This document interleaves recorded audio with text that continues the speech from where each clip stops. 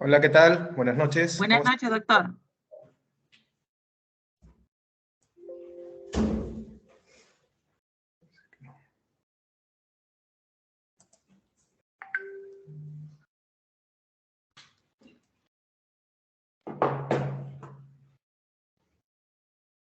Hola, ¿me escuchan?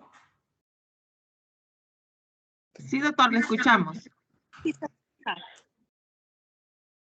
Perfecto, perfecto. Muy buenas noches. Mil disculpas primero por la tardanza. El tráfico ha estado insoportable. Yo me vengo desde el centro de Lima y justo hoy es el último recorrido del día hábil del Señor de los Milagros y me ha complicado un poco, pero sin más, recuperemos el tiempo. Entonces, voy a pasar a compartir la presentación en donde nos quedamos el día miércoles. Me avisan, por favor, si ven la presentación.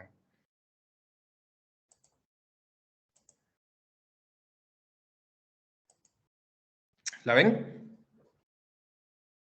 Sí, sí, doctor, se puede observar. Perfecto. Un segundito, solo un poquito de volumen aquí. Ya está.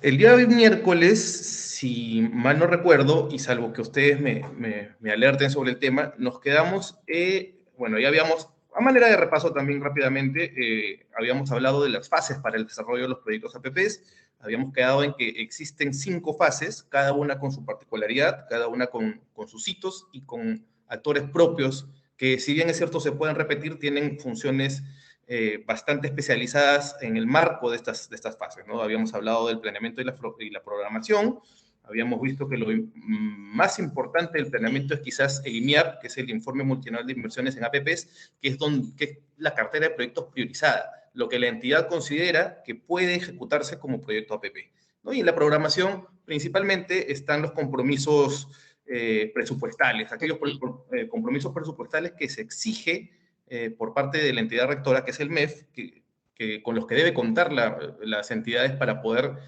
costear el proyecto APP, porque como bien decíamos en la primera sesión, si bien es cierto, el mecanismo de APP le permite a la entidad pública acceder a un financiamiento que no tiene, eso no quiere decir que en el marco de la APP tenga que desplegar ciertos gastos, ¿no? Porque es una asociación público-privada con derechos y con obligaciones que deben cumplir. Entonces, esta programación, estos compromisos contingentes y firmes en los que se compromete, para la redundancia, la entidad, tiene pues que pasar por una evaluación del MEF. El MEF tiene que dejar oleado y sacramentado que la entidad no va a comprometer su presupuesto, su equilibrio presupuestal, su salud presupuestal, ¿no? Esto lo hemos visto el día miércoles. Esto es lo del IMIAP, que es los aspectos más importantes del IMIAP: vigencia 3 años, ¿no? La elabora la entidad, la prueba el MEF, la prueba el máximo ente de la entidad, ¿no? En el caso de los gobiernos regionales, por acuerdo del Consejo Regional, gobiernos locales, por acuerdo del Consejo Local, y en el caso de los ministerios, las resoluciones ministeriales. Luego vimos también la fase de formulación, ¿no? Que es donde se elaboran los estudios técnicos. Aquí se ve más diferenciado si es que es una iniciativa de carácter cofinanciada o autofinanciada, que eso también ya lo explicamos en su momento. Y aquí hay una pequeña diferencia entre lo que es las fases del APP y las fases del INVIARTP. Luego lo que contiene básicamente el informe de evaluación, y nos habíamos quedado aquí, en el análisis del valor por dinero. Yo les comentaba en la primera sesión que uno de los principios distintivos, característicos de un proyecto de APP es el valor por dinero. Básicamente, y de manera bastante genérica, podemos decir que el valor por dinero es lo que responde para los otros aspectos de la vida, otros aspectos de la economía, si se quiere, no tan específico como el valor por dinero, el costo de oportunidad. Es decir, lo que yo decido hacer, o por lo que yo decido hacer, voy a dejar de hacer otras cosas, ¿no? El valor por dinero es lo que me va a permitir saber si es que es rentable económica y socialmente ejecutar un proyecto por APP y no por obra pública.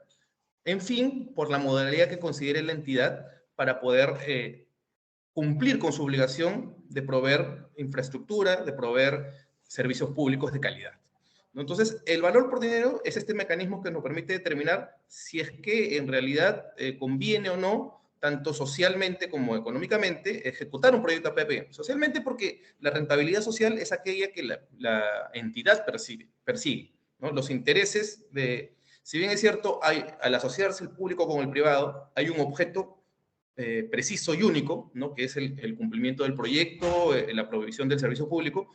Cada quien tiene sus intereses y eso no es malo, o sea, eso está bien. Cada quien tiene estructuras, digo público y privado, tiene estructuras, tiene lógicas diferenciadas, porque así debe ser, ¿no? La administración pública no podría funcionar, más allá de que se busque una eficiencia que evidentemente funciona a todos los ciudadanos, no podría funcionar como un privado, ¿no? La naturaleza del gasto público lo impide. Entonces, persigue otros intereses, unos intereses que están más relacionados con la rentabilidad social. ¿Qué es la rentabilidad social? Buscar el bienestar, cerrar la brecha de infraestructura para proveer servicios de calidad a los ciudadanos, al público en general. Y el privado busca, pues, la rentabilidad económica. Es una empresa, mal que bien, es una empresa, tiene que buscar esa bonanza económica que a partir del proyecto puede, o a partir del proyecto puede generar para sí, ¿no? Ahora, eso no quiere decir que si tiene sus intereses económicos, el privado y sus intereses públicos, sus intereses sociales del público, eso no quiere decir que no puedan juntarse para cumplir con un objetivo. Y más allá de perseguir sus intereses y sus objetivos, sus intereses, perdón, al asociarse van a tener que cumplir con las reglas del juego que están plasmadas en el contrato que lo vamos a ver más adelante. ¿Para qué? Para cumplir con el objetivo para el cual se han asociado, que es la APP. Entonces, aquí tenemos unos criterios de elegibilidad. O sea, como digo, el valor promedio es el mecanismo que va a permitir determinar si es que una idea que yo tenía de proyecto que podría ser, con los estudios preliminares que he efectuado en la fase de formulación, podría ser o no una APP, ¿no? Si conviene o no. Entonces, tiene una serie de criterios que me van a permitir al final determinar, ¿no? Si es que en realidad, si el proyecto podría ir por APP.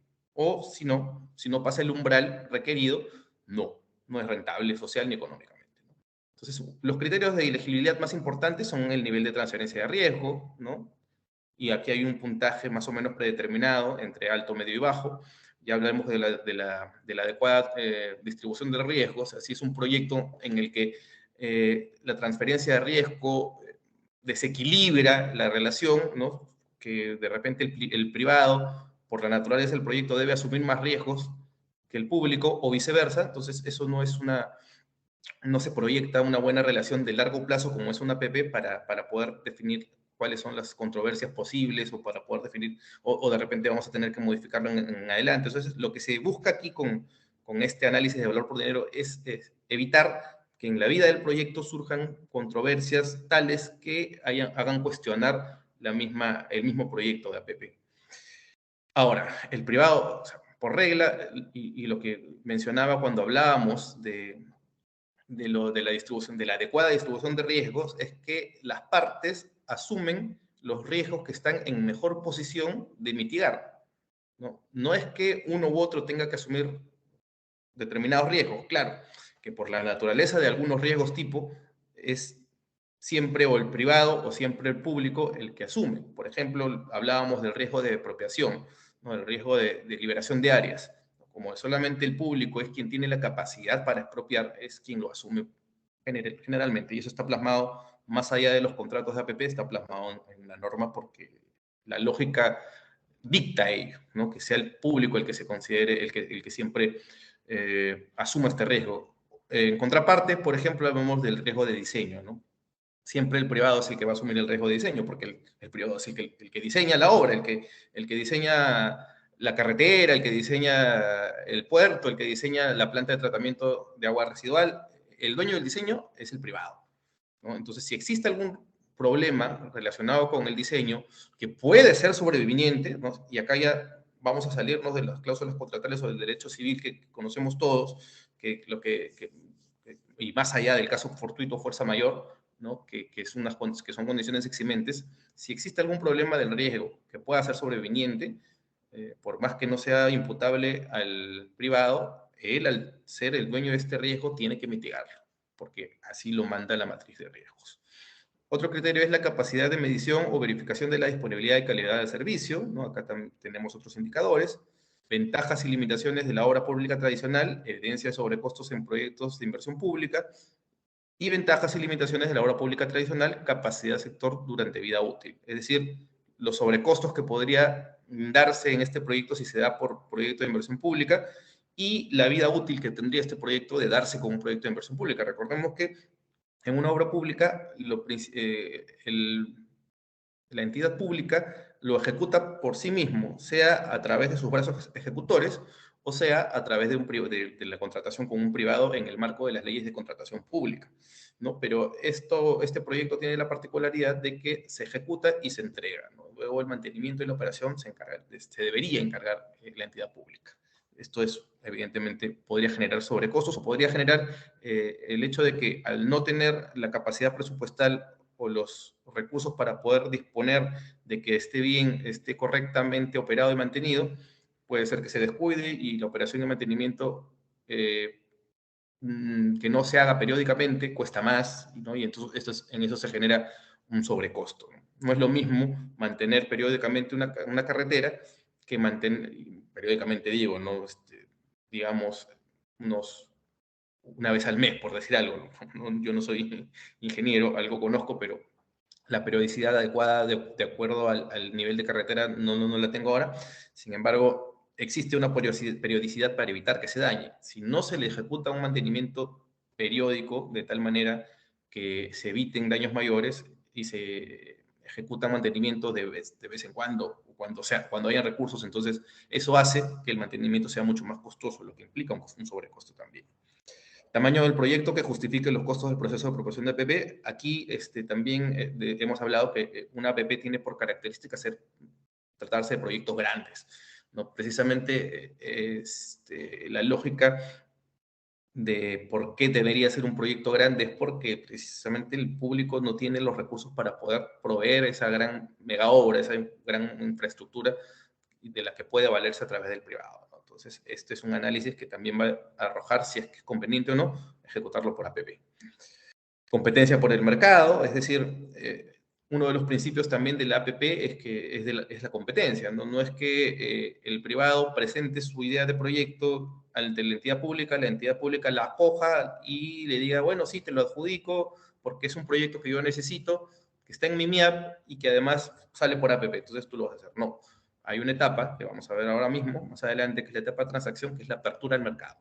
Una vez que yo ya tengo la idea de proyecto priorizada, que he hecho los estudios preliminares, que he analizado que sí debe ir por APP, luego de eso yo la declaro de interés y la saco al mercado, ¿no? Donde el proponente, si es que es una iniciativa privada, porque recordemos que también puede ser una iniciativa estatal, donde el proponente va a participar como uno más.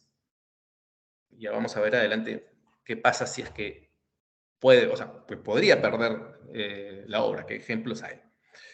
La obra, bueno, el proyecto, digo, de APP. Factores relacionados al éxito del proyecto, esto es un tema más técnico, ¿no? O sea, y esto está relacionado a que si, por ejemplo, yo quiero ejecutar por APP una planta de tratamiento de agua residual, una PETAR, como la que tiene, por ejemplo, el lago Titicaca. Si yo decido sacar esa APP o ese proyecto por APP, debo tener en cuenta de que si es que hay en el mercado, al menos en el mercado peruano,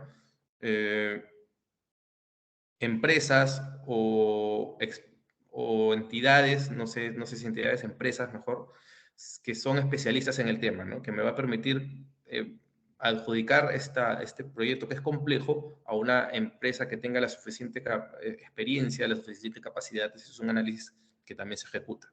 Y el financiamiento por usuarios, que también es importantísimo. Cuando, por ejemplo, una APP es autofinanciada, cuando es autofinanciada, que quiere decir que el proyecto se va a financiar por sí mismo, es decir, el Estado no va a transferir recursos públicos, garantías financieras o no financieras, sino que va a otorgar en concesión el proyecto y el proyecto se va a autofinanciar ¿cómo? Mediante el cobro de tarifas, que las termina pagando el usuario. Entonces, si existe un proyecto autofinanciado de tal magnitud y cuya operación cueste tanto para el privado va a tener que repetirlo en tarifas. Y si un proyecto, por ejemplo, de tren de cercanías, que que no es cofinanciado, sino que se financia con el cobro de pasajes, es demasiado elevado, entonces el público no lo va a hacer, no lo va a tomar. Igual también si fuera una autopista que se financia con el cobro de tarifas de peaje. Esto es un poco más complejo o un poco más gravitante porque por lo general estas autopistas no tienen vías alternas o no tienen transporte intermodal alterno, al menos en su ámbito cercano, porque eso desincentivaría el uso de esta autopista, con lo cual no pasarían carros por las casetas de peaje y con lo cual no se podría mantener, no podría ser autofinanciado. Entonces, si es un proyecto de tal magnitud que exige o que su operación y mantenimiento es tan costoso, que exige tarifas de peaje elevadas, entonces no podría ser una APP porque no puedes tú trasladarle todo al usuario, ¿no? Siempre tienes que trasladar un costo razonable. No, ahora, si pasa eso, o sea, si el análisis es eso, puede ser entonces que se verifique un cofinanciamiento, es decir, el privado hace sus estudios y arroja que para mantener adecuadamente por 30 años esa carretera debe cobrar 15 soles por tarifa de peaje. Entonces, la entidad dice, bueno, entonces esto no va a funcionar así, podría ser de repente cofinanciado, entonces yo subsidio ese costo, ¿no? Que es lo que por lo general pasa en todas en toda la provisión de trenes de alta velocidad que existe en Europa, por ejemplo, ¿no? El mantenimiento y la operación es tan costoso que los pasajes que cobrarían serían impagables. Menos aún teniendo en cuenta que el tráfico aeroportuario ha bajado considerablemente sus costos y con lo cual se ha trasladado esa rebaja al usuario, ¿no? Los pasajes de avión cuestan muchísimo menos ahora que hace 40, 30, 20 años. Entonces, no podría competir un tren de cercanías o un tren de alta velocidad con un pasaje aéreo, digamos, Barcelona-Madrid. El tren de alta velocidad de Barcelona-Madrid costaría, si es que no lo subsidia el Estado a través de un cofinanciamiento, costaría muchísimo más, tanto más que sería, o sea, que no se usaría para nada, ¿no? Preferiría siempre irse por el tema aeroportuario, por los aviones, al fin y al cabo, ¿no? Entonces, esos son los criterios más importantes por los cuales se determina o se analiza si es que un proyecto es viable por APP o no. Entonces, aquí habíamos dicho que en la formulación, o sea, que, bueno, cada fase, permítanme retroceder, tiene su hito, ¿no? Aquí están. Cada fase tiene su hito, ¿no? En el planeamiento de programación, su hito es el informe multianual de inversiones, ¿no? Una vez aprobado el informe multianual de inversiones, se pasa a la formulación. La formulación, el hito de la formulación, mejor dicho, es el informe de evaluación, donde interviene la entidad, el OPIP, que puede ser la misma entidad, parte de la misma entidad, y el MEF, ¿no? En el IMIAP solo interviene el CEPIP, que es el Comité de Promoción de Inversión Privada, que es el que se forma para poder determinar que un proyecto, una idea de proyecto puede ir por APP, y el MEF que va a evaluar los compromisos, ¿no? Aquí no, aquí interviene el OPIP, la entidad y el MEF. Entonces, volvamos a donde estábamos. En el informe de evaluación, que es el hito de la fase de formulación, ¿quién lo elabora? Lo elabora la OPIP, que es el organismo de promoción de la inversión privada, proinversión a nivel de ministerios, de sectores, o alguna entidad al interior de los gobiernos locales y gobiernos regionales si tuviera organismos especializados o si lo determinase así, ¿no? Por ejemplo, la Municipalidad de Lima tiene su propio OPIP, que es la Gerencia de Promoción de la Inversión Privada, que es aquella que se encarga de llevar todos los procesos de promoción de la inversión privada en el marco del ámbito de la ciudad de Lima. Entonces, OPIP, quien elabora el informe y lo envía a la entidad. Aquí se dice envía a la entidad porque o sea, si es un proyecto que corresponde a un sector, el OPIP, que es por inversión, lo envía a la entidad que sería el área usuaria, digamos, ¿no? Si es por ejemplo, una planta de tratamiento de agua residual, para seguir con el mismo ejemplo, lo tendría que enviar al Ministerio de Vivienda, Construcción y Saneamiento. No, lo elabora y lo envía a la entidad. La entidad es quien lo aprueba, lo aprueba el máximo ente o el máximo órgano de la entidad titular, que evidentemente en un ministerio es el ministro y su consejo, ¿no? A través de una resolución ministerial. En un gobierno regional es el consejo regional, que está compuesto por el presidente regional y sus regidores, o sus consejeros, mejor dicho, y en los gobiernos locales, que sí es el alcalde y sus regidores quienes componen el Consejo Metropolitano, perdón, el Consejo Regional, estoy pensando en Lima. El Consejo Metropolitano es cuando es solo Lima. Entonces, ellos son quienes aprueban. El máximo organismo de la entidad es quien aprueba el OPIP.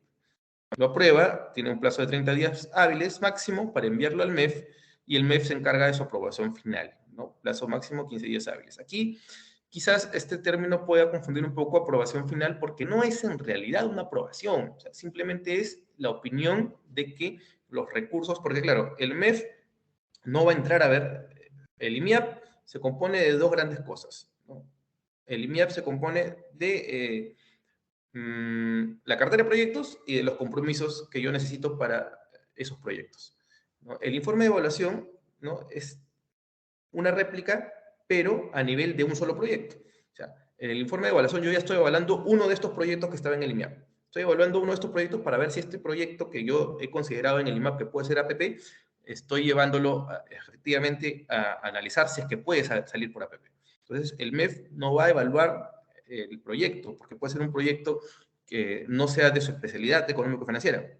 Va a evaluar precisamente los aspectos económico-financieros, los compromisos contingentes y firmes, a los que se sometería la entidad de sacar este proyecto por APP. Entonces, no es una aprobación, no te aprueba el informe de evaluación, pero sí opina favorablemente, y sin esa opinión favorable yo no puedo continuar, ¿no? Esa opinión favorable sí es vinculante y opina en el marco de sus competencias económico-financieras para evitar que la entidad pueda, o mejor dicho, la entidad corre el riesgo de desbalancearse presupuestalmente hablando, ¿no? Entonces, ¿cómo se incorpora el informe de evaluación al proceso de inversión privada, ¿no? Una vez que se aprueba, con lo que les he mencionado, lo elabora el OPIP, lo aprueba la entidad y el MEF da el go, opina favorablemente, sin lo cual no se puede avanzar. Entonces, este informe se incorpora al proceso de promoción, ¿no? Aquí, por ejemplo, he tomado como ejemplo a nivel ya sectorial, ¿no? Es Proinversión el que por acuerdo del Consejo Directivo de Proinversión lo incorpora al proceso de promoción. Hablemos de OPIP en todo caso, ¿no? Si es que el informe de evaluación, el MEF da el go, el OPIP, que para los sectores, digo nuevamente, para los sectores de preinversión, pero para los gobiernos regionales, para los gobiernos locales, no necesariamente tiene que ser así. Por ejemplo, para la Municipalidad de Lima es la GPIP, ¿no? Lo incorpora al proceso de promoción. El OPIP, como digo, repito, es quien lleva todo el proceso de promoción de la inversión privada, acompañado pues del área usuaria y de las entidades competentes. Luego se aprueba la directiva ejecutiva, el esquema general de clasificación, el mecanismo, que puede ser licitación pública especial, concurso de proyectos integrales, otros, que son modalidades que vamos a ver ya en la fase de transacción, cuando se saca al mercado el proyecto. El cronograma del proceso de promoción establecido en el informe de evaluación. Y a todo esto se le denomina plan de promoción. Entonces vemos cuáles son los hitos del planeamiento, los hitos que hemos estado viendo. En el planeamiento y programación tenemos el IMIAP, en la formulación tenemos el informe de evaluación, que es el de todos los proyectos de los que habla el IMIAP, uno solo plasmado para ver si se puede hacer APP o no. Y luego, al incorporar este informe de evaluación al proceso al proceso de promoción de inversión privada, y se contemplan todos estos ítems, ya se habla de un plan de promoción. La fase 3, la estructuración, ¿no? La estructuración es básicamente cuando yo ya he determinado que el proyecto vaya por APP, o sea, ya está en la fase de formulación definido que va a ir, y a través del análisis de valor por dinero ya está definido que va a ir por APP. Entonces, luego viene la fase de estructuración, donde lo que se busca es tratar de armar, digamos, en términos bastante laxos, el proyecto de APP. Vamos nuevamente a nuestra primera diapositiva.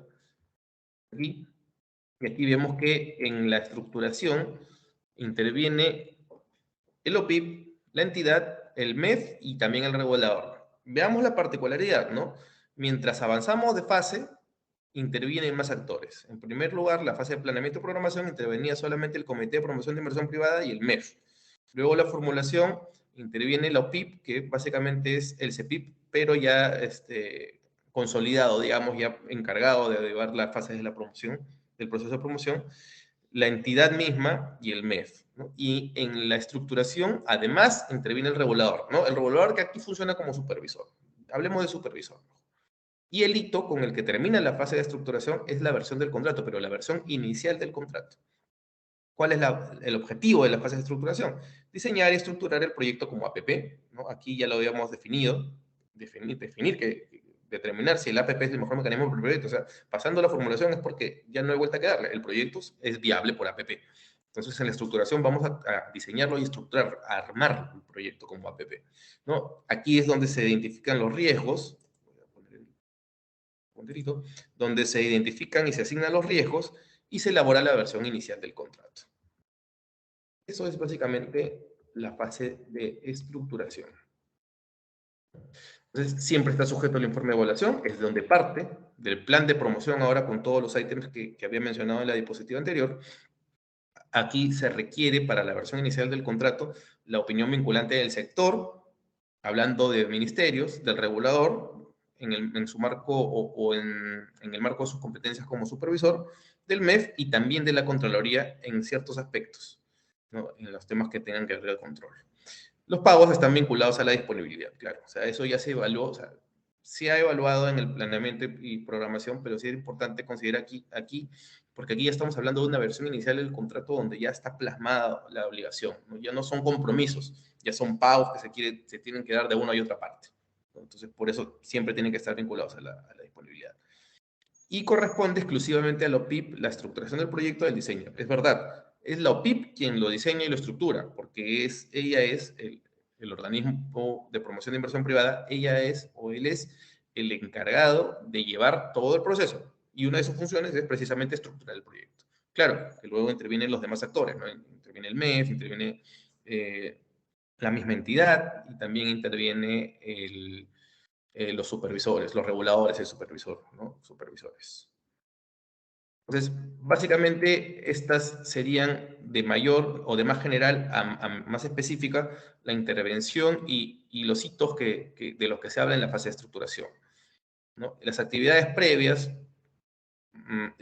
casi de inmediato, determinada la fase de evaluación, de formulación, perdón, luego de ello ya se empiezan a verificar cuáles son las actividades previas necesarias para elaborar las bases. Y aquí hablamos ya del informe de evaluación integrado que contiene el plan de promoción y del modelo económico financiero que sustente el financiamiento y pago. Siempre es importante el tema de los pagos, ¿no? Entonces, como estos pagos tienen que ya dejan de ser compromisos y pasan a ser pagos y tienen que estar plasmados en la versión inicial del contrato, entonces una APP tiene que estructurarse de tal manera de que se pueda asegurar esos pagos, ¿no? Por parte del privado y por parte del público. Y el modelo económico financiero, que es el privado el quien al final lo elabora, tiene que contemplar esa estructuración económica financiera, ¿no? Que es un financiamiento a largo tiempo, a largo plazo. Y de eso vamos a hablar en la ejecución contractual cuando veamos el tema de cierres financieros. Luego, para la elaboración de las bases, el OPIP tiene competencia exclusiva, como ya dije, él es el encargado de estructurar, de diseñar y de armar el proyecto. Y todo ello nos lleva a la versión inicial del contrato, que debe tener una opinión de la entidad, del regulador y del MEF. Sin la opinión favorable de estos tres, la versión inicial del contrato no se aprueba y no se pasaría a la siguiente fase, que es la fase de transacción. Es básicamente el informe de evaluación integrado, porque recordemos que en la formulación hablamos del informe de evaluación, ¿no? El informe de evaluación integrado es la profundización y actualización según corresponde al informe de evaluación, incluyendo el sustento de la asignación de riesgos que se asigna aquí en la estructuración, el sustento de la evaluación de contingencias, la proyección de los compromisos firmes y contingentes netos de ingresos, es decir, los compromisos dejan de ser compromisos y pasan a ser ya pagos, ¿no? Digamos. El análisis de los límites para considerar el proceso como autofinanciado o cofinanciada. Y para el sustento de la versión inicial del contrato se necesita que las variables que conforman el factor de competencia y las variables que tienen impacto directo significativo sobre las variables que conforman el factor de competencia. Esto del factor de competencia es también un aspecto a considerar, es un aspecto sumamente importante, porque ahora mismo estamos en la fase de estructuración. Cuando pasemos ahora mismo, casi a continuación, a la fase de transacción, vamos a ver que el factor de competencia es crucial. Es crucial. ¿Qué es el factor de competencia? Es el aspecto que la entidad considera lo más importante en el marco del proyecto APP. Y puede ser de diversa índole, ¿no? Puede ser de diversa índole. Por ejemplo, en el proyecto Vía Expresa Sur, que está ahora mismo paralizado, el factor de competencia era establecer bueno, todos sabemos que por la vía expresa pasa el metropolitano. Entonces, la continuación de la vía expresa, además de los carriles, también contemplaba un carril segregado, continuación del metropolitano, desde donde quedaba la estación de Flores, creo que es la última, en Barranco, hasta la Panamericana Sur. Entonces, el factor de competencia de ese proyecto fue precisamente el carril segregado, ¿no? ¿Quién pagaba o quién ofrecía menor costo por ese carril segregado? Entonces, en la fase de transacción vamos a ver cómo el factor de competencia determina muchas veces la decisión de quién va a ser el adjudicatario. Bueno, acá en la estructuración hablamos de las bases, ¿no? Que es donde se elaboran las bases para la posterior transacción, ¿no? Que principalmente tiene como objeto regular la selección, fomentar la competencia, transparencia e integridad, evitar corrupción y evitar propuestas temerarias, claro. O sea, las bases no pueden, pues, permitir que se presenten advenedizos, ¿no? Tienen que presentarse, y bueno, y en realidad es poco probable que en un proyecto APP, siendo de envergadura tal, se presenten, pues, advenedizos. Eso es poco probable, pero igual las bases tienen que estar dirigidas hacia ello. ¿Qué contienen las bases? Básicamente, los componentes del factor de competencia, plazos para las consultas y comentarios a las bases y contratos. Es decir, cuando yo hago las bases van a ser parte de la fase de transacción cuando yo las saque a competir. Y los postores que estén interesados, muchas veces, al tratarse de proyectos tan complejos, no muchas veces, siempre, ¿no? Formulan consultas, ¿no? Le formulan consultas al OPIP o a través de la entidad o al OPIP mismo, ¿no? Y el OPIP tiene que absolver esas consultas y luego de todo ese proceso, ¿no?, de retroalimentación entre los presuntos postores y el OPIP es donde se emiten las bases definitivas, ¿no?, las fases integradas para poder luego ya ejecutar la fase de transacción. Los criterios de selección, es decir, el privado tiene que saber cuáles son los criterios de selección, los requisitos técnicos, legales y financieros, que es la precalificación, el procedimiento de impugnación a la adjudicación, es decir, si después de competir se adjudica a uno de los postores y otro postor tiene pruebas o tiene indicios de que ha existido alguna irregularidad, puede impugnarlo, pero en las bases también tiene que estar cuál es el procedimiento para que este privado inconforme pueda impugnar. La garantía de impugnación, claro, tú impugnas, pero para evitar que se impugne por impugnar, ¿no? Para evitar de que un privado, simplemente por el hecho de tener la mala sangre, de no haber sido adjudicado, ¿no?, un postor que no ha sido adjudicado puede impugnar y paralizar con eso el proyecto. Claro, además, esto también es una garantía a que no solamente se presente una impugnación en función de indicios bastante preliminares, ¿no? Hay que tener cierta concreción, cierta seguridad para poder impugnar. Y por eso, el que impugna ofrece una garantía, ¿no? Una garantía para evitar estos temas, ¿no? Y la garantía de seriedad de propuestas, que esta garantía de seriedad de propuestas es un porcentaje del monto de inversión total en que se involucra el proyecto. Y por lo general, esta garantía de seriedad de propuestas no son devueltas, no son devueltas. Hay cosas que sí se devuelven y que ya lo vamos a explicar, pero por lo general esto no se devuelve. Esto queda para el fondo de promoción de la inversión privada que pueda tener cada entidad. Fase 4, transacción. Vamos a volver al principio. A ver, en nuestro cuadrito de todas las fases, la fase de transacción, ¿quiénes intervienen? ¿No? Que intervienen ya todos. Interviene el OPIP, interviene la entidad, el regulador o supervisor, el MEF y también la Contraloría. Aunque también aquí tiene una participación ahora bastante especial en el marco de la nueva ley, de la modificación a la ley, ¿no? Pero aquí es donde ya entra a tallar. Y la transacción, ¿qué significa? Significa, o qué importa, qué implica la apertura al mercado, y aquí se elabora la versión final del contrato, ¿no? El hito de la transacción es la versión final del contrato. Nótese que las 4 primeras fases corresponden al proceso de promoción. Específicamente, el proceso de promoción es la estructuración de la transacción. ¿Por qué? Porque se dice que estas dos fases componen el proceso de promoción porque es cuando interviene el privado, ¿no? Cuando ya hay una relación con los privados. Si bien es cierto, puede tratarse de una iniciativa privada, como digo, la iniciativa privada es presentada, pero tiene que pasar por estas dos fases donde no interviene el privado la presenta, pero el planeamiento de programación lo hace la entidad con el OPIP y con la opinión del MEF, y en la formulación también lo hace estrictamente el OPIP con la entidad y el MEF, ¿no? El privado en estas dos fases no interviene, no hay relación con el privado, por más que pueda ser una iniciativa privada, una iniciativa presentada por el privado. Y aquí, en estas dos, es cuando empieza ya la relación con el privado. Por eso se dice que es el proceso de promoción. Y aquí en la estructuración además se forman las bases para poder luego sacarlo a competencia, ¿no? Entonces, por eso se dice que esto es específicamente proceso de promoción, pero en general se habla de proceso de promoción de todo, ¿no?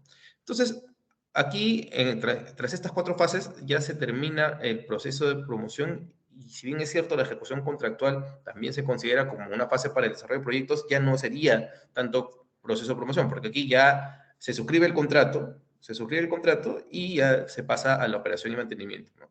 Entonces ya no existe ya un tema de principios de competencia, etcétera, ¿no? Aquí ya hay un contrato y existe propiamente el APP y ya empieza la relación entre el privado y el público.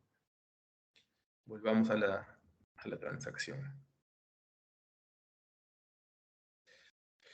Básicamente, la transacción pasa por estas pequeñas etapas, ¿no? Donde se convoca y promueve, ¿no? Sale un aviso de convocatoria, sale promoción del proceso, pueden haber roadshows, incluso cuando sobre todo la iniciativa es estatal, ¿no? Luego se interactúa con los postores, aquí como decía, hay consultas a las bases o a la versión inicial del contrato, pueden haber incluso reuniones en el marco de la transparencia, no se trata de reuniones subrepticias ni tampoco en la oscuridad, ¿no? Sino que son reuniones institucionales, ¿no? Entonces, eso no tiene absolutamente nada de malo.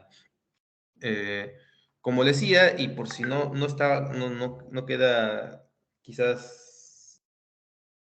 claro, en el tema de la transacción ya es la salida al mercado. O sea, una vez que yo planeé y programé, una vez que yo evalué y una vez que yo formulé, ¿no? El proyecto, lo tengo como APP, entonces puede ser de iniciativa privada o iniciativa estatal. Una vez que pasan ya estas 3 fases, yo la saco a transacción, que quiere decir yo la saco al mercado.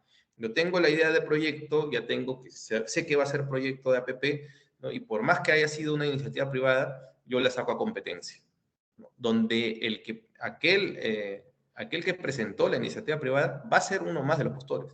Podría ser el único si no se presentan interesados, pero no necesariamente.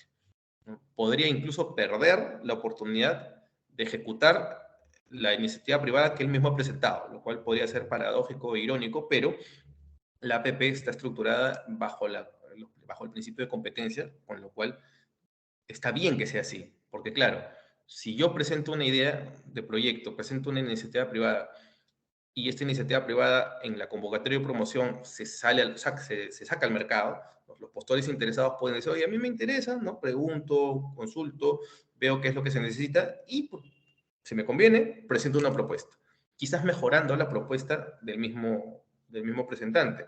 Entonces, si es así, entonces podría ganarla, podría adjudicársele a él. Claro, que el que presentó la iniciativa privada se le tienen que reconocer algunos costos, ¿no? Porque, claro, evidentemente sería injusto que él presente y al final, si no lo va a ejecutar, pierda todo lo que ha invertido en esta iniciativa privada, que no es poca cosa, ¿no? Porque ha tenido que elaborar estudios, ha tenido que ejecutar gastos y costos que al final son reconocidos por este nuevo postor, por este adjudicatario, ¿no? Pero ya me fui muy adelante. Hablemos entonces, como digo, el proyecto APP sale al mercado, hay un aviso de convocatoria, hay una promoción, que son los roadshows. Los roadshows son los institucionales, donde, por ejemplo, una entidad que tiene un proyecto que va a sacar a convocatoria,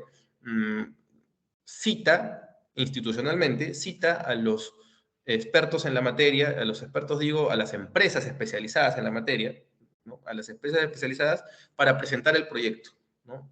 A ver si es que por ahí hay algún interesado que pueda incorporarse a este proceso de transacción. ¿Qué pasa? Pasa y muy seguidamente. Entonces aquí, como digo, es la interacción con los postores, la consulta a las bases, a los contratos, las reuniones institucionales. Luego hay una precalificación legal, técnica y financiera, ¿no? Porque luego de las consultas, las bases y las reuniones, entonces ya saneamos la lista de quiénes son los postores. Y esos postores pasan por una precalificación, que tiene que ser legal, técnica y financiera.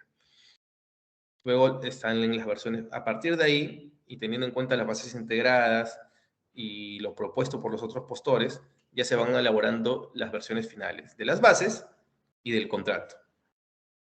A partir de ahí, bueno, aquí no es que se elabore la versión final del contrato, es una propuesta de versión final del contrato, porque no llegaría a ser versión final del contrato, que ojo, no confundamos, esto es versión final del contrato, pero no quiere decir que esta vaya a ser la versión que se llegue a firmar. Esta es la versión final del contrato en el marco del proceso de promoción. Podría cambiar, y ya vamos a ver por qué. Esta versión de final del contrato se somete a la entidad, a la opinión previa de estas entidades, ¿no? De la misma entidad, porque recordemos que quien lo elabora es la OPIP, teniendo en cuenta todo esto, del regulador o supervisor, del MEF y de la Contraloría. A partir de la versión final del contrato, en el marco del proceso de promoción, se presentan las propuestas. Hay propuestas técnicas, propuestas económicas por parte de los postores.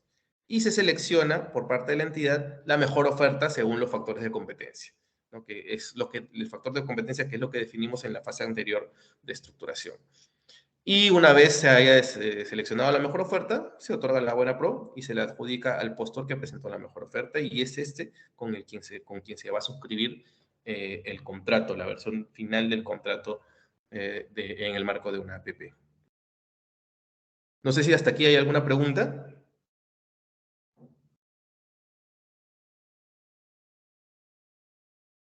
¿No? Entonces, vamos rápidamente con la parte introductoria de la ejecución contractual para irnos a nuestro descanso y luego volver con lo que es netamente ejecución contractual, que es la parte más larga del proceso de APPs, del desarrollo del APP, ¿no? Y hemos pasado por la fase del proceso de promoción. Ahora hablemos ya de la relación misma entre el público y el privado, la relación concreta, ya teniendo las obligaciones y los derechos plasmados en el contrato, en el instrumento. Esto es un gráfico que me interesó, que quería compartir con ustedes porque me parece que grafica bastante bien lo que significa la ejecución contractual, ¿no? Aquí hay, por un lado, el concedente y el concesionario, ¿no? Que están relacionados. El concedente tiene sus propios intereses, ¿no? Y el concesionario también. El concedente se preocupa por el control presupuestal, por la salud de la entidad, la salud financiera de la entidad, y se preocupa en administrar el contrato. Y el concesionario, que es el adjudicatario, además, esto no sé si, bueno, vamos a darle una especie de introducción, ¿no? Es una sociedad de propósito especial. ¿Por qué? Porque si bien decía yo, aquí en la transacción se le otorga la adjudicación, o la buena pro, mejor dicho, al adjudicatario, al proponente, que puede haber sido el proponente de la necesidad privada, o puede haber sido un postor que se incorpora al proceso de transacción, ¿no? Este es el adjudicatario. Pero el adjudicatario, por lo general, puede ser una gran empresa especializada en el tema, o puede ser un consorcio. Consorcio que ustedes saben, son varias empresas que se juntan para presentar una sola propuesta, ¿no? Y empresas, por ejemplo, cuando son proyectos bastante complejos que requieren bastante experiencia, bastante expertise, una sola empresa no lo cubre, pero una empresa especializada, digamos, en ingeniería, se junta con una empresa financiera y con una constructora, forman un consorcio exclusivo para este proyecto y presentan en conjunto, como consorcio, una propuesta, una oferta. Si ellos son los adjudicatarios, entonces el consorcio va a ser el adjudicatario. Puede ser un consorcio digo, o puede ser una empresa. Pero ellos no van a ser quienes suscriban el contrato de concesión. Quien suscribe el contrato de concesión es la sociedad de propósito especial, o el SPV, por sus siglas en inglés, es el Special Purpose Vehicle. ¿Qué quiere decir? La empresa que gane, o el concurso que sea adjudicado con la buena pro, tiene que escindir, tiene que conformar un vehículo de participación exclusiva que se va a dedicar íntegra y exclusivamente al contrato de APPs. No va a ser toda la empresa, no va a ser todo el consorcio. Claro que si es un consorcio, en esta sociedad de propósito especial van a ser accionistas de ella, ¿no? Van a tener quizás participaciones iguales. Igual, si es una sola empresa, sea, va a generar una sociedad de propósito especial con el accionariado al 100% de su propiedad, por ejemplo, ¿no? Pero eso ¿por qué es así?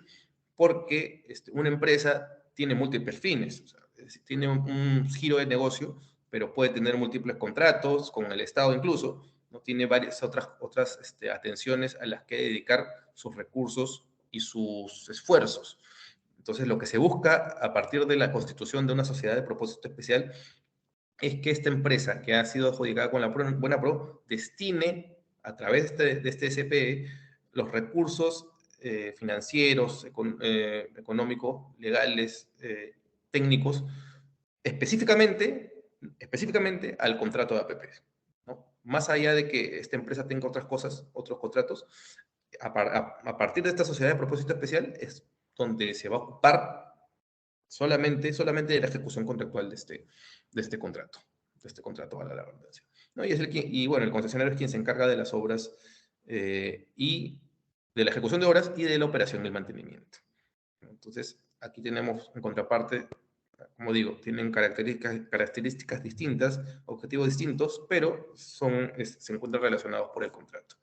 Y quien mantiene la balanza es el supervisor. El supervisor es el que se encarga de fiscalizar de que se cumplan con las obligaciones y derechos, cada una de las partes. Y en una ejecución contractual a tan largo plazo, es probable que en algún momento esta balanza se incline para uno u otro lado, que va a depender mucho de la elaboración del contrato, de las fases de formulación y estructuración. Pero precisamente por eso esas fases tienen que ser lo más limpias posible, lo más técnicas y especializadas posible para evitar que estos problemas que pudieran surgir repercutan en la ejecución contractual, que es la etapa más larga del proceso o del desarrollo de la APP. Es el supervisor quien se encarga de balancear esto a través de la fiscalización que hace, de la imposición de penalidades y todos los mecanismos de los que pueda valerse para mantener este equilibrio. Aquí, rápidamente, vamos a hablar de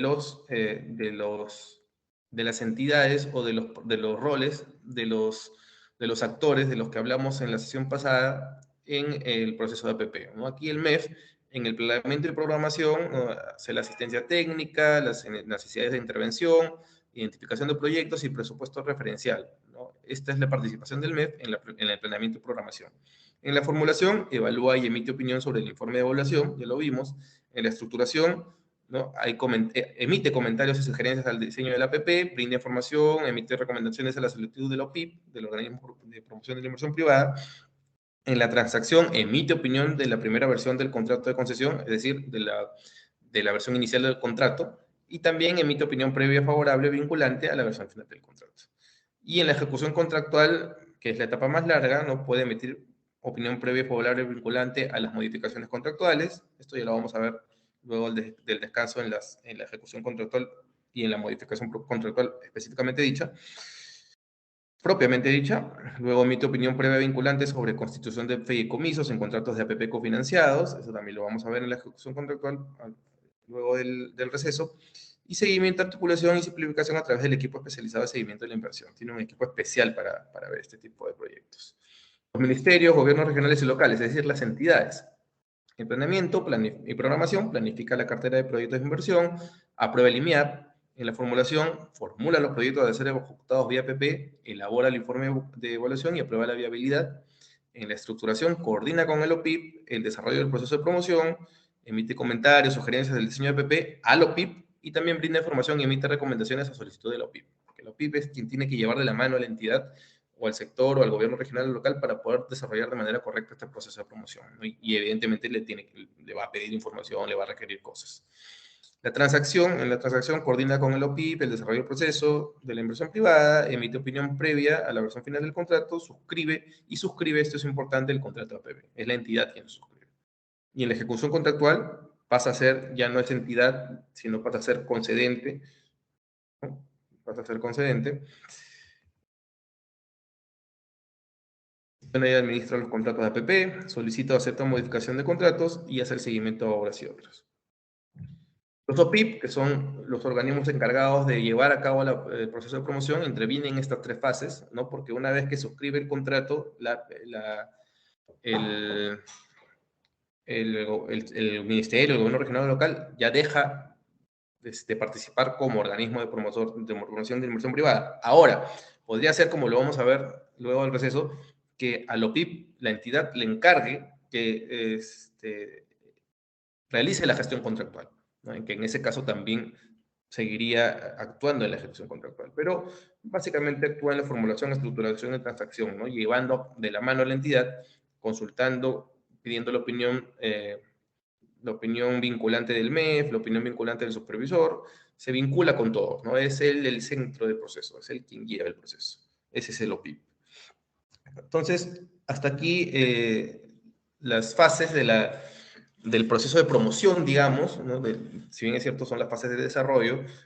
He dejado para la última sesión, además de algunas otras cosas que también quiero mostrarles, he dejado la ejecución contractual, que es la fase más larga, más problemática, digamos, si se quiere, y también más rica en temas de análisis. No sé si hasta aquí hay alguna pregunta.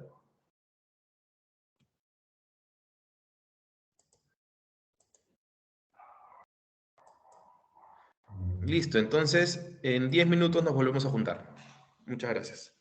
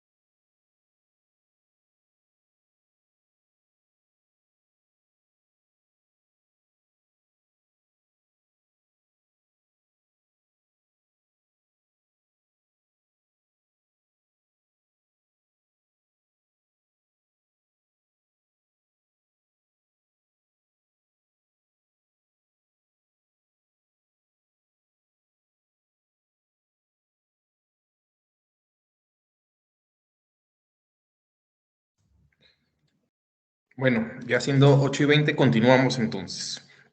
Voy a pasar a compartir nuevamente la presentación que les he preparado para la ejecución contractual y algunas otras cositas que también considero importante ver. Y porfa, me confirman si se ve.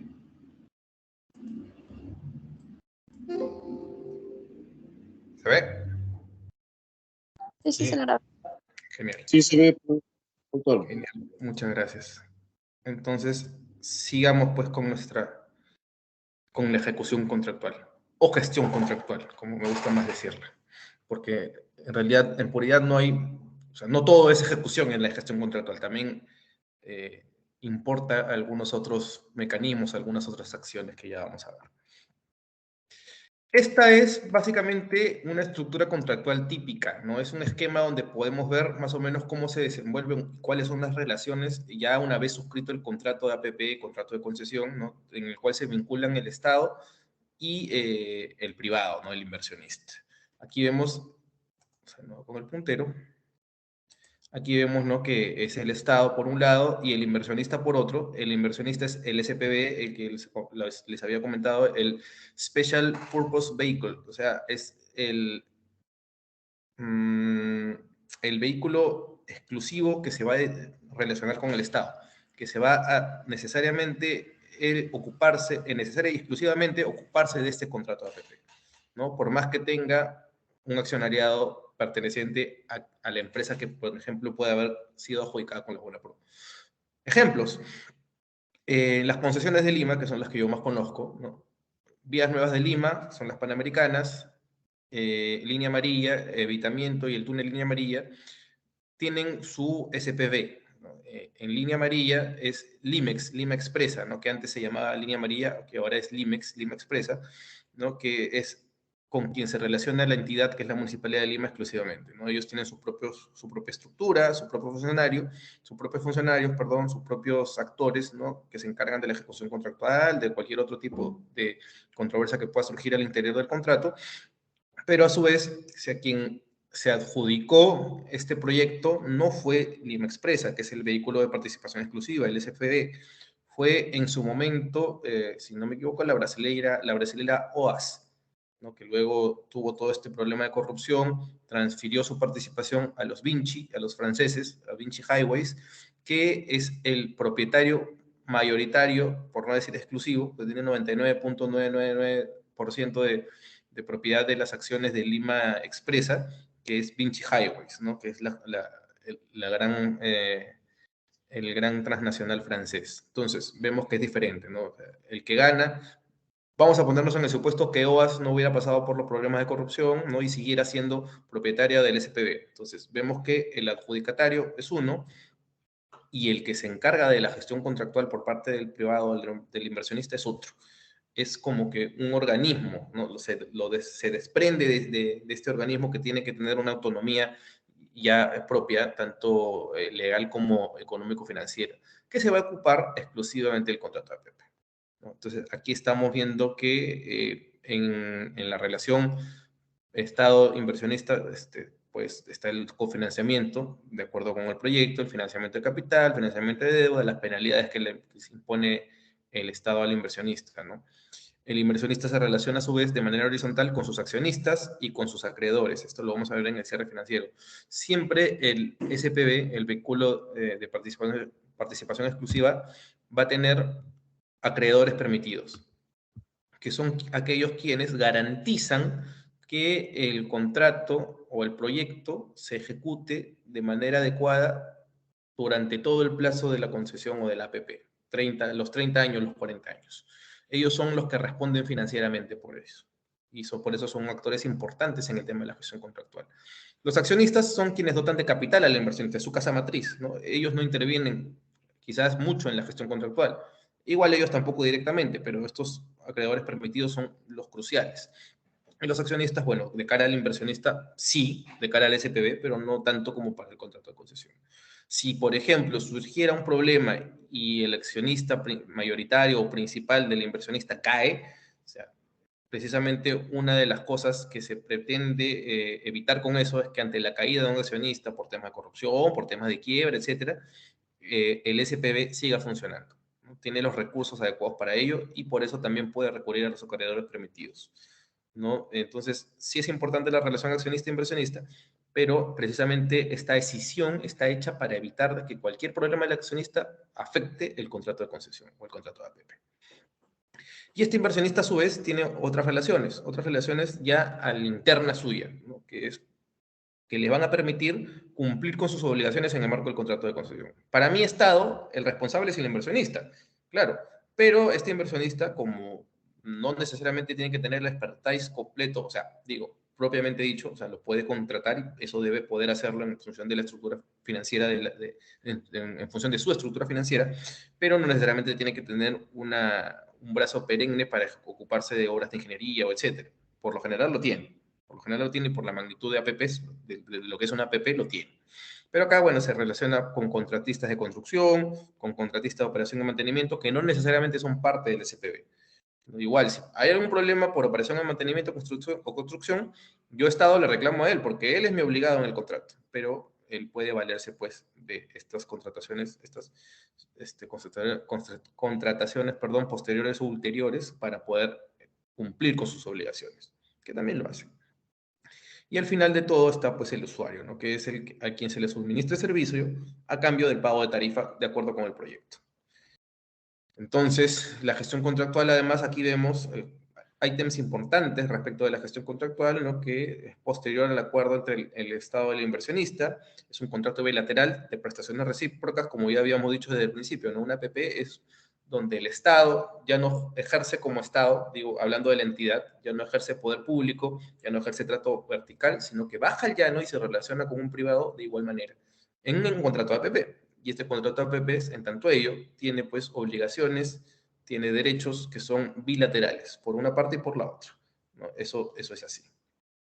Es de larga duración, 30, 40 años, un poco más, quizás. Tiene un objeto delimitado, un objeto exclusivo, y se rige por normas de derecho público y de derecho privado. ¿Cómo es esto?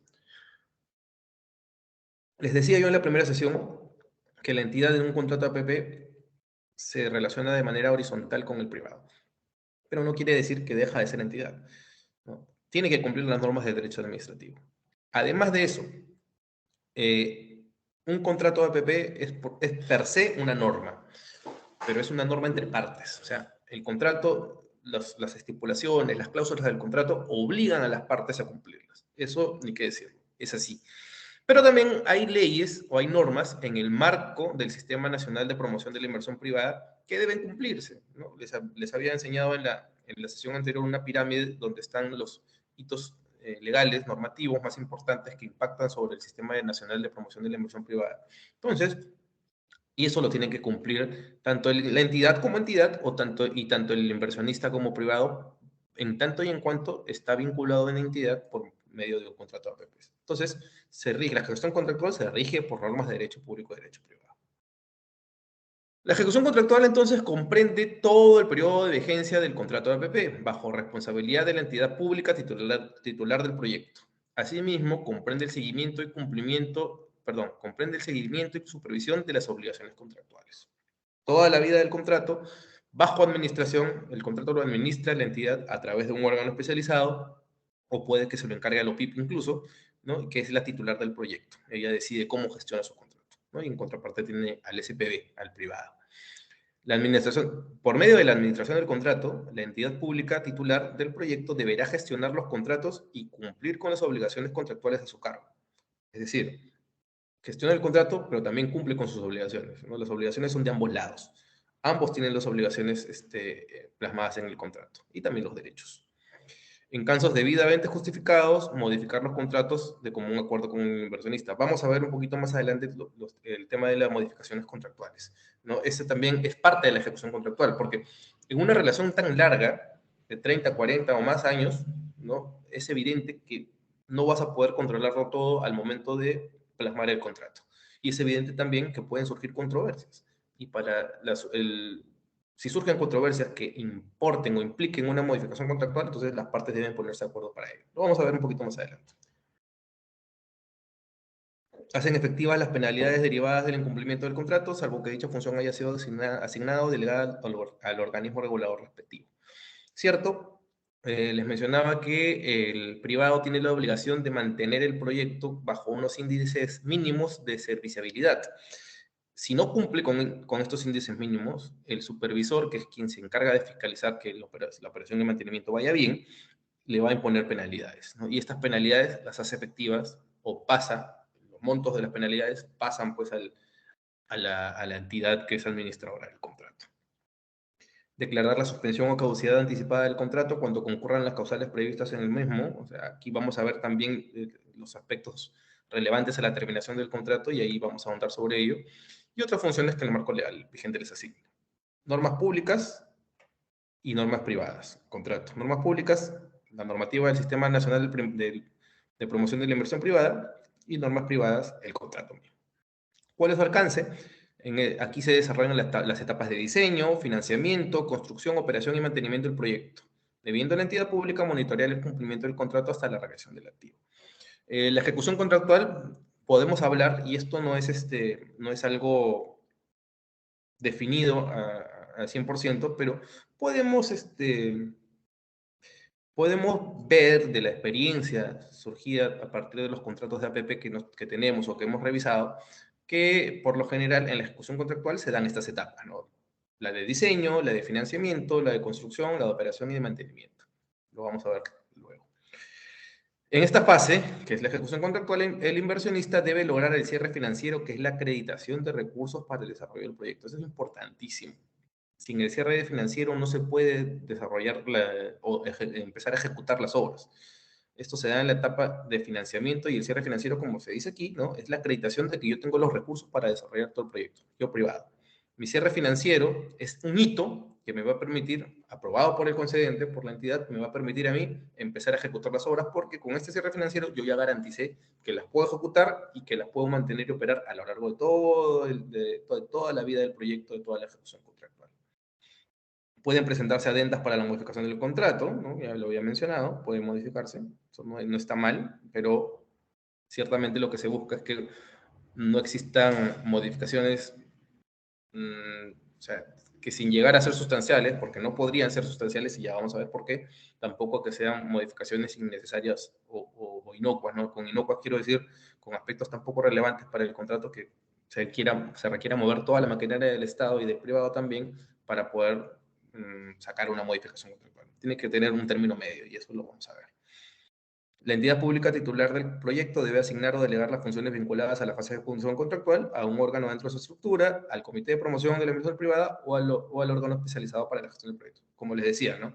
Que en la entidad pública sí ejecuta contractualmente sus contratos, valga la redundancia, o se gestiona sus contratos a través de sí misma, o por sí misma, mejor dicho, a través de un órgano especializado, como pasa, por ejemplo, en la Municipalidad de Lima. La Municipalidad de Lima los gestiona por sí misma a través de la gestión de la Gerencia de Promoción de la Inversión Privada, y más aún a través de la Subgerencia de Gestión de Contratos con Participación Privada. O puede encargársela, si de repente es una municipalidad pequeña que no tiene el expertise, no tiene los aspectos técnicos necesarios para cubrir esta gestión contractual, se la puede encargar al Comité de Promoción de la Inversión Privada, representado quizás por un organismo de proinversión, o a órganos especializados, como podría tercerizar, digamos, entre comillas, esta gestión contractual.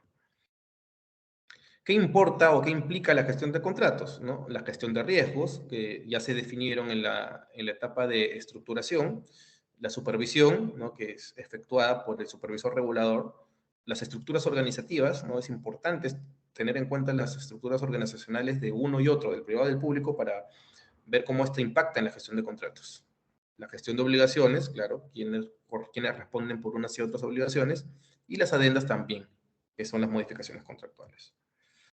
¿Cuál es el objetivo de la gestión contractual, no? El objetivo de administrar un contrato cuyo horizonte de vida es de 30 a 40 años, ¿no?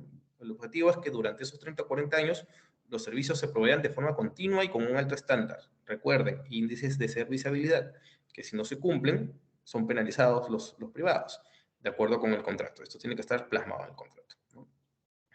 Que los pagos o sanciones se realizan en consecuencia del servicio, es decir, si es que existe no solamente pago por penalidad, que es en consecuencia del incumplimiento de un índice de serviciabilidad por parte del privado, ¿no? O sea, si se gestionan pagos o una especie de retribución, tiene que ser en razón del servicio. Por ejemplo, ¿no? En línea amarilla, en el proyecto de línea amarilla, todos los peajes o toda la tarifa de peaje que se cobre en la sección 1, que es la vía preexistente, la vía de debitamiento, de todo lo que se cobre, un 7% va a manera de retribución a la Municipalidad de Lima. Entonces, eso es en función del servicio, en función del mismo core business, digamos, del mismo ejercicio natural del proyecto. No podría, pues, yo alegar un tipo de pago que no esté relacionado con el servicio, ¿no? No podría yo plasmarlo en un contrato de APP, de concesión. Las responsabilidades contractuales y las asignaciones de riesgo se mantengan en la práctica de forma eficiente. Ya hemos dicho en varias ocasiones a lo largo de estas tres secciones, de estas tres sesiones, perdón, que la asignación de riesgo es crucial para el éxito de una APP, ¿no? Eso que sea estructurado, eso que se ha ejecutado o armado en la fase de estructuración, ¿no? Tiene que ser plasmado de manera correcta en el contrato y a su vez tiene que ser cumplido de manera como fue planteado en la fase de estructuración y como fue plasmado en el contrato. Si no, la APP no va a tener éxito. Que se detecten los cambios en el entorno externo, tanto riesgos como oportunidades, y se tome acción de forma efectiva y anticipada. Veámoslo así, un contrato de concesión, un contrato APP, tiene pues, son por lo general contratos bastante voluminosos, tienen diversas cláusulas que se tratan de ocupar de la gestión contractual y de algunos aspectos que podrían afectar el contrato, pero no puede pues ocuparse de todo, ¿no? No puede ocuparse de todo ni puede considerar todo, considerando además de que estas afectaciones al contrato pueden ser externas, ¿no? Riesgos como oportunidades, o sea, pueden afectarlas de manera positiva o negativa, ¿no? Pero debe tomarse acción, ambas partes deben tomar acción respecto a ese impacto externo, ¿no? Por más que quizá en el contrato expresamente no se dicte. ¿Cuáles son los roles en la ejecución contractual? Aquí tenemos tres actores principalmente. En realidad son dos actores, o sea, las partes son dos, ¿no? El supervisor no es parte del contrato, pero sí es un actor importante, ¿no? Entonces, estos tres actores son importantísimos en el rol de la ejecución contractual normal, digamos, o sea, en la ejecución contractual del día a día, en la administración del contrato, en la administración de obligaciones y derechos, en la fiscalización del cumplimiento de las obligaciones del concesionario, o sea, lo que pasa día a día a lo largo de la vida de este proyecto en 30, 40 años. Esa es la ejecución, digamos, normal. ¿Cuál es el rol de cada uno de estos actores? El concedente, que es el titular, suscribe contratos, aprueba inversiones adicionales. O sea, hay un monto de inversión de todo el proyecto. Pero en la ejecución del mismo puede detectarse que hay circunstancias que obligan a una inversión adicional, ¿no? Eso lo plantea el concesionario y obviamente si es necesario, después de la evaluación, lo aprueba el concedente y se ejecuta esta inversión adicional. Por lo general, esta inversión adicional del concesionario es costeada por el concedente, ¿no? Pero esos son casos bastante específicos. Las obras adicionales, los aspectos quizás que están por encima de lo planteado en el contrato, y esto pasa también probablemente porque como es un contrato de 30 a 40 años, al año 10 o al año 15 pueden surgir algunos cambios que, si bien es cierto, no han estado contemplados en el contrato, puedan ser mejor para el proyecto, pueden hacer mejor el proyecto. Entonces, estas inversiones adicionales, depende del interés de cada uno, puede a veces compensarla al concedente, pueden costearla a los dos mismos, o puede incluso el concesionario comprometerse a costearla, ¿no? Porque es en su beneficio también, ¿no? Pero igual lo tiene que aprobar el concedente. Por ejemplo, si yo tengo un cruce a nivel, o sea, un intercambio vial a nivel que se llama, ¿no? Que es simplemente un cruce bien estructurado a nivel, ¿no? Y llega un momento, y yo no he contemplado obras por demanda en el contrato, y llega un momento en el que este cruce a nivel ya es insostenible, se forman cuellos de botella, o sea, el tráfico es insostenible y eso perjudica la labor del concesionario porque más adelante está saliendo está su caseta de peaje, qué sé yo. Entonces el concesionario puede plantear transformar ese intercambio vial a nivel en un intercambio vial a desnivel, que es como un segundo piso, para que pase por arriba, para que pase por abajo, y ya no haya esta confluencia de tráfico, ¿no? Si le conviene al concesionario, lo puede plantear y lo puede ejecutar a su costo. No está planteado en el contrato, ¿no? Pero él lo está haciendo porque le conviene, y también le conviene ciertamente a la ciudad, al país, al concedente, al fin y al cabo. Entonces lo aprobaría, ¿no? Ese, porque es un ejemplo de inversión adicional. Las adendas, ¿no? Se encarga de elaborar o de ejecutar o de suscribir las adendas, que son los instrumentos mediante los cuales se modifica el contrato, hace el seguimiento de las obligaciones, se fija por su capacidad presupuestal, se encarga de los pagos y también declara la caducidad, que lo vamos a ver luego. El concesionario se encarga de elaborar los EDIs. ¿Qué son los EDIs? Son los estudios definitivos de ingeniería, que es donde se plasma el diseño del proyecto, el diseño principal del proyecto.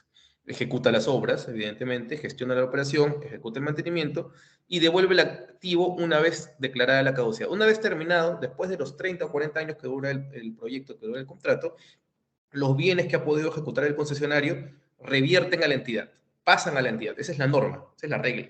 O sea, el concesionario ejecuta las obras, las explota, ¿no? Pero una vez cumplido el plazo, se entiende que ya ha recuperado su inversión, que ya ha generado la riqueza suficiente y que ya es momento, pues, de devolver esto. Entonces, esto pasa sin costo, en teoría, a la administración de la propia entidad, que ya verá si se encarga de su administración por sí misma, o si tiene la capacidad, si vuelve a concesionarlo o a sacar un nuevo proyecto de APP, mejor dicho, para ya solamente la operación de mantenimiento, o si renueva el vínculo con este mismo concesionario para solamente la operación de mantenimiento. Aquí ya no hablamos de una ampliación de plazo, que ha pasado, y que en una de las dos experiencias que les voy a mostrar luego de hablar de la ejecución contractual, vamos a ver que se ha ampliado el plazo. No hablamos de una ampliación de plazo. ¿Por qué? Porque si ya ha terminado el proyecto, o sea, si ha cumplido con su ciclo natural de 30 o 40 años, entonces se tiene que, si yo amplío este plazo por 10 años más, digamos, ¿no? O sea, suscribo una adenda para ampliar el plazo de 10 años más, van a ser bajo las condiciones que yo plasmé en el contrato, para un contrato que tenía la lógica de construir y luego operar y mantener. Es decir, las condiciones han cambiado. Estos 10 años adicionales, el concesionario se va a encargar solamente de la operación y mantenimiento, ya no va a construir nada.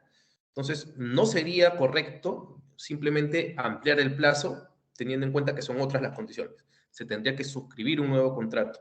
Y para suscribir un nuevo contrato, en el marco de una APP, como hemos visto, tengo yo que sacarlo al mercado. Entonces, debería yo pasar por un nuevo proceso de APP donde podría participar como postor o como proponente el mismo concesionario, ¿no? Pero tienen que ser otras condiciones. Al término, o sea, lo que yo estoy diciendo es que no esté permitida la ampliación de plazo mediante adenda en un contrato de, por ejemplo, 30, 40 años, ampliarlo 10 años más.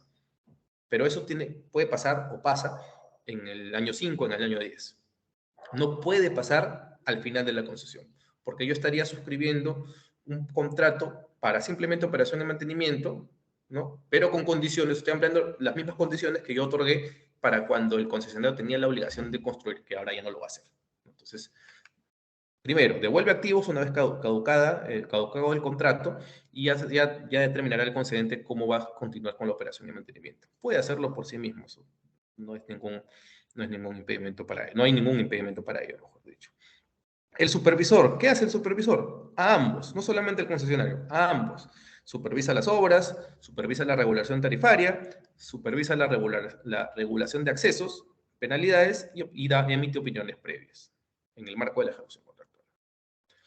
Aquí están las etapas de la gestión contractual de las que les hablaba, ¿no? Que no está 100% definido, pero podemos hablar, pues, del diseño, financiamiento, construcción, operación y mantenimiento del proyecto. Claro que aquí no le he puesto exactamente el mismo nombre porque, como digo, no está normado, no está ni siquiera consensuado que esas sean las etapas necesariamente a lo largo de la gestión contractual. Por lo general sí, ¿no? Pero hay hitos que también he querido poner aquí, ¿no? Entonces, primero tenemos que tener en cuenta, o debemos tener en cuenta, los eventos a la fecha de cierre, ¿no? A la fecha de cierre, ¿qué quiero decir con esto? O sea, una vez aprobada la versión final del contrato y terminada la fase de transacción, otorgada la buena pro, ya empiezan, pues, las actividades previas, preparatorias para la suscripción del contrato. Se constituye el SPV, el Special Purpose Vehicle, o la Sociedad de Participación Exclusiva, que es esta decisión del ganador, del adjudicatario de la buena pro, para con su órgano especializado, digamos, de encargarse única y exclusivamente de este contrato. Ahí se define el capital social, para lo cual hay una autorización del concedente teniendo en cuenta el compromiso a que se somete este privado a lo largo de la vida del contrato, ¿no? Que son los 30 o 40 años. Se emiten las fianzas y se firma el contrato, ¿no? Entonces, aquí es donde se firma el contrato, perdón. Aquí es donde se da el cierre financiero, ¿no? El cierre financiero, como ya les había dicho, acredita, o en el cierre financiero se acreditan los recursos presentes y futuros que son necesarios para la ejecución del proyecto. ¿Por qué digo presentes o futuros? Porque claro, es una programación. Yo como privado tengo unos recursos que me permiten garantizar la ejecución de obras, pero si se trata de un proyecto autofinanciado, entonces evidentemente una vez que yo ejecute las obras, o de acuerdo con el contrato, si yo llego a un porcentaje de ejecución de obras, voy a poder empezar a cobrar tarifas, con lo que me va a permitir a mí gestionar el mantenimiento y la operación. Esos son los flujos futuros a los que hablo, ¿no? Entonces, ahí también hay estudio de demanda. Si se trata de una autopista, tiene que haber estudios de tráfico que al menos determinen de manera inicial cuántos vehículos van a pasar por esta autopista que estoy construyendo. Tiene que tener un estudio de tráfico, un estudio de demanda. Entonces, todo eso se define aquí en el cierre, y el cierre financiero va a reflejar eso. Va a reflejar eso. Entonces, el inversionista financia el proyecto combinando sus aportes propios de capital, ¿no? Y es a partir de lo cual se endeudan ellos con los acreedores permitidos. O sea, ¿quiénes son los acreedores permitidos? Son aquellos cuyas deudas o cuya financiación está reconocida. Pueden ser terceros, pueden ser, o sea, por lo general, los acreedores permitidos son las bancas grandes, o sea, los grupos financieros, son las AFPs, principalmente las AFPs. O sea, el grueso de la inversión de las AFPs están en estos proyectos de APPs. No el grueso, digamos, ¿no? Pero mejor dicho, al revés. O sea, casi todas las APPs, al menos en Perú y en Latinoamérica, tienen un fuerte financiamiento por parte de las AFPs, ¿no? Las AFPs tienen una cartera amplia de inversiones nacionales como internacionales, pero en las APPs yo no recuerdo haber visto alguna APP donde no exista uno de los acreedores, o donde no sea uno de los acreedores, por lo menos uno de los acreedores permitidos, una AFP. Entonces, son estos que tienen su deuda reconocida, y son ellos quienes responden, quienes se asocian, digamos, entre comillas, con el privado, con el SPV, para poder financiar el proyecto a lo largo de toda su vida. Y bueno, la entidad pública verifica, pues, que se cumpla con todos esos compromisos, ¿no? Luego está la toma de posesión. La toma de posesión, es decir, esto, digamos, podría ir después que esta o antes, dependiendo de la naturaleza del proyecto, ¿no? Dependiendo de la naturaleza del proyecto y dependiendo del tipo de proyecto que es. La toma de posesión, por lo general, en una autopista va después de los EDIs.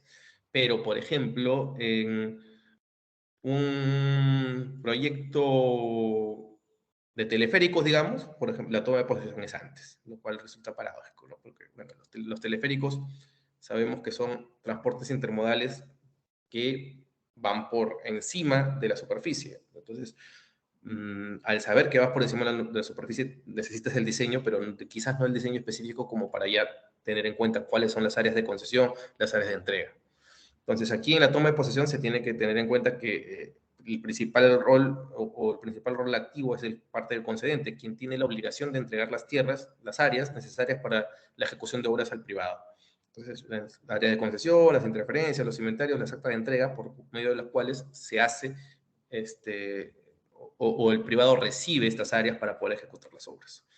Y el diseño, los estudios definitivos de ingenierías, el privado es quien se encarga, es el dueño del diseño, de elaborar estos EDIs, y también se supervisa, o sea, quien supervisa los EDIs es, además del concedente, también el supervisor, y estos EDIs, si bien es cierto, son elaborados por el privado, son aprobados por el concedente, con la opinión de cada uno de los actores competentes para ello. Por ejemplo, si se trata de una autopista,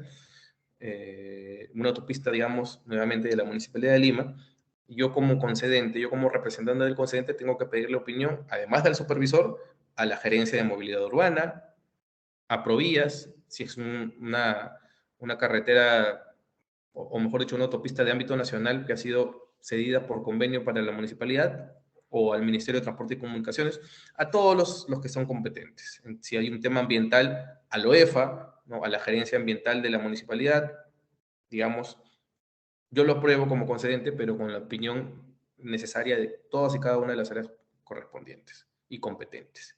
Aquí hablamos nuevamente del cierre financiero, ¿no? Que esta es una estructura financiera que necesariamente debe tener un proyecto tan complejo y tan grande como una APP, y donde tiene que hacerse también un due diligence, y aquí están los acreedores permitidos de lo que les hablaba. ¿Qué es un due diligence? Es un estudio, como una auditoría previa por parte del privado, donde se encargarían, estoy hablando en el marco de una APP, ¿no? Existen otros tipos de, otros conceptos de due diligence, pero al interior de esta APP es pues como la auditoría de que se tiene, cuáles son los compromisos que se pueden asumir y qué es lo que puede surgir a posteriori, ¿no? Tiene que mapear todo eso el privado, y eso al final lo aprueba también el concedente. La ejecución de las inversiones, que ya sería, pues, digamos, la construcción, ¿no? Una vez que yo como concedente le entrego las áreas al privado, el privado ya puede iniciar obras. O sea, ya ejecuta las inversiones. O sea, acá ya se comprometió, ¿no? Aquí también. Aquí ya ha empezado a gastar inversión porque los estudios, esto cuesta y mucho. La elaboración de estos estudios que son especializados cuesta. Aquí ya ha empezado a ejecutar inversión. Y aquí también. Pero aquí ya son las ejecuciones, las inversiones tangibles, las obras, ¿no? Aquí presenta su plan de desarrollo, ahí la ejecución de inversiones, la supervisión, certificación de avances, culminación y pruebas. ¿Qué es la certificación por avances? Es decir, cuando se trata de proyectos grandísimos, de gran envergadura, ¿no? El privado, o perdón, la entidad se encarga de verificar los porcentajes de avance, ¿no? Y conforme a ello puede ejecutar pagos o puede gatillar obligaciones por parte de la entidad. Una vez que se termina, tiene que haber pruebas, ¿no? Que están a cargo del concesionario, pero bajo la supervisión del supervisor, para la redundancia, y del concedente, para determinar que está todo ok, ¿no? Y luego viene la etapa más larga, que es la operación de mantenimiento, ¿no? Ahí se presentan planes de mantenimiento y operación de la concesión. Aquí se da el cobro de tarifa, el pago de servicios. Aquí se pueden suscribir las adendas y luego finalmente se va por la caducidad. Entonces, eso es básicamente las etapas que podrían surgir a lo largo de la gestión contractual. Vamos con las modificaciones contractuales. Como les comenté entonces, en un proyecto de larga data, como es una APP, pueden surgir controversias, pueden surgir aspectos que al principio no fueron considerados, y el privado y el público, ambos como parte integrantes del contrato, deben ponerse de acuerdo para modificar el contrato en función o con el fin de resolver un problema que se ha dado y que se presente en la ejecución contractual, ¿no? Ningún contrato se modifica antes de la ejecución contractual. Primero, porque no hay un contrato suscrito, pero vamos a ver que también hay un plazo mínimo donde el contrato debe vivir inmaculado. ¿Y eso por qué? Porque si yo tengo un contrato que voy a cambiar o que voy a modificar al año de su suscripción, considerando que es un contrato de amplio plazo, entonces eso me quiere decir que hay un problema en la formulación, ¿no? Que hay un problema en el proceso de promoción, en la formulación o en la estructuración. Entonces, como eso no debería ser así, hay una restricción legal de un plazo de 3 años mínimo para poder plantear una adenda, una modificación contractual. Entonces, las modificaciones contractuales, primero hay un principio básico, ¿no? Es imposible predecir el futuro. Es imposible predecir el futuro, sobre todo cuando tienes por delante 30 o 40 años o 50 años, ¿no? Es imposible que tú puedas, como parte, tanto la entidad como el privado, puedas determinar qué es lo que va a pasar a lo largo de esos 30 o 40 años, ¿no? Entonces, si bien es cierto, no se puede prever, los cambios no pueden anticiparse, hay que saber administrar. O sea, la idea de un contrato es que se plasme en él todo lo necesario para la ejecución contractual. Esa es la idea, lo ideal. Pero bueno, o sea, aún en el mundo ideal de un contrato, pueden surgir aspectos que me obliguen a cambiarlo. O sea, las modificaciones contractuales no son per se malas, no son un indicador de que hubo algo malo en la fase de promoción, en la fase de estructuración, en la fase de evaluación. No quiere decir necesariamente eso. Pues, esta modificación contractual puede surgir a partir de una patología externa al contrato, que me obliga a mí, como entidad o como privado, plantear una modificación. Por ejemplo, no sé si ustedes lo saben, pero Lima tiene concesionado su servicio de limpieza pública. Claro que es una concesión antiquísima, es del año 97. Es una concesión que, de verdad, me ha dado más de un dolor de cabeza. ¿Por qué? Porque es una concesión del año 97 de limpieza pública. O sea, hay que tener en cuenta que del año 97 hasta ahora, ¿no? ¿Cuántos años han pasado? Han pasado más de 25 años. Entonces, o 25 años. La cosa es que en tanto tiempo, en todo ese tiempo, un aspecto tan dinámico como el tratamiento de residuos sólidos ha cambiado, evidentemente. Las condiciones, la normativa, el expertise, el tratamiento de residuos sólidos no es el mismo en el año 95 que ahora, o en el año 97 que ahora. Sin embargo, este contrato está del año 97. Entonces, hubo adendas, ciertamente, ¿no? Se ha modificado el contrato, pero ya este contrato no responde pues a las necesidades que como Lima se tiene en el marco del tratamiento de residuos sólidos. Entonces, obviando eso, ¿no? Obviando eso, además de eso, por ejemplo, ha surgido una ley, que no sé si ustedes saben, me imagino que deben haber escuchado algo sobre el tema, la ley 31254, que es la ley que prohíbe la tercerización del servicio de la empresa pública de los gobiernos locales. Entonces, a partir de una interpretación, en el marco de una consulta que se le hizo al Ministerio de Justicia, se determinó que esta ley afectaba principalmente a los obreros, que es parte integrante del concesionario. O sea, el concesionario, yo le pago una retribución al concesionario, y digo yo como municipalidad, porque yo gestiono el contrato, pero yo no soy aerosuario, el usuario es la gerencia ambiental. Entonces, a partir de eso, el concesionario evidentemente provee a sus propios trabajadores. Si hay una ley que me prohíbe que me prohíbe tercerizar a los trabajadores, entonces los trabajadores debería sacarlos de ahí y pasarlos a la municipalidad. Entonces, ahí hay unos aspectos en los que se tienen que poner, los tenemos que poner de acuerdo, digo, como municipalidad y como entidad, pero para plasmar lo que dice esta ley, que además es imperativa, tiene que suscribirse una modificación. Tiene que suscribirse una modificación, ¿no? Y en eso estamos. Entonces, lo que quiero decir es imposible, o hubiera sido imposible prever al inicio, a la suscripción del contrato, que iba a surgir esta ley que me iba a obligar a modificar el contrato. Una modificación contractual, como digo, per se no es mala, sino que permite resolver un problema. Claro que, como decía hace unos momentos, si es una modificación contractual presentada al año de suscrito el contrato, sí quiere decir que hay un problema en la fase de formulación, en la fase de estructuración. Pero por lo general, a lo largo de la vida del contrato pueden surgir problemas que no han podido ser controlados o previstos en la fase de suscripción o en la suscripción, y pues importarían una modificación contractual. Entonces, como decía, los cambios no pueden anticiparse, hay que saber administrarlos, ¿no? Las adendas no son actas, esto es importante y ahorita vuelvo sobre eso. Y las adendas no son ni buenas ni malas per se, sino que buscan solucionar un problema. Las adendas no son actas. ¿Qué quiero decir con esto? La ejecución contractual importa inherentemente la suscripción de diversas actas. Aquí, por ejemplo, hablábamos de la posesión, de la toma de posesión. Cuando yo como concedente libero las áreas y las entrego al privado para que ejecute la obra, yo al entregarle las áreas, suscribo con él un acta de entrega. Suscribo un acta de entrega para que haya constancia de que les entregué las áreas en el plazo contractual establecido, y que a partir de ahora, en un lapso, digamos, de 18 meses, va a culminar la primera etapa de construcción. Esta, por ejemplo, es un tipo de acta. Hay otras actas denominadas de acuerdo, que son parte misma de la ejecución contractual. Yo suscribo un acta de acuerdo, por ejemplo, con un concesionario, cuando hay un aspecto no muy claro en el marco de ejecución contractual y decidimos los dos ponernos de acuerdo y decir, bueno, ¿sabes qué? A partir de ahora, si el contrato es gris, vamos a decir que es negro, ¿no? O sea, Si la zona es gris, vamos a irnos por la negritud de esa zona gris. O sea, vamos a definirla. Y la definimos a partir de una ejecución, de un acta de acuerdo, un acta de acuerdo, que es un acta meramente de ejecución contractual. Eso no es una adenda, ¿no? La adenda es algo muchísimo más, de mayor envergadura, o sea, es algo de mayor envergadura, es algo más complejo, ¿no? Y es parte de un proceso en el que intervienen no solamente las partes.